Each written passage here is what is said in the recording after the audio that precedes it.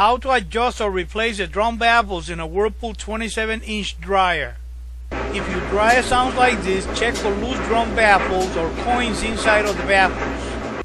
Disconnect your electric or gas dryer from the wall outlet before proceeding.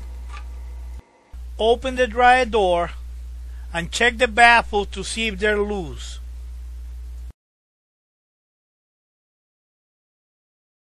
You should already know how to open the controls panel. Go ahead and open it and remove the top cover.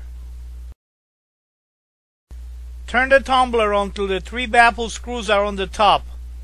Using a 1/4 inch nut driver, tighten the 3 baffle screws. Tighten the screws on all the 3 baffles.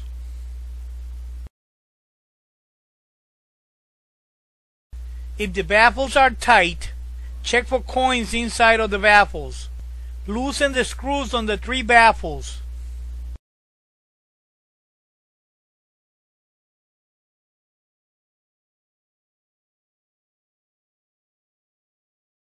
Grab the baffle and turn the drum. Then shake the baffles. If there's any coins inside of the baffles, they will fall off. Remove the coins and tighten the screws on each one of the baffles.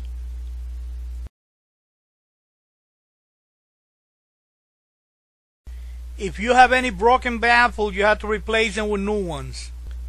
Place the new baffle inside the drum and align it, and from the top of the drum screw in the 3 holding screws, just enough to hold the baffle in place.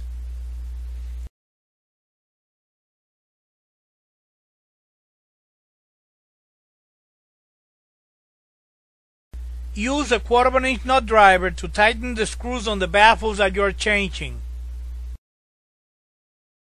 Reassemble the top and controls panel and try the dryer to see how it works. Now the dryer should sound like this when it's running.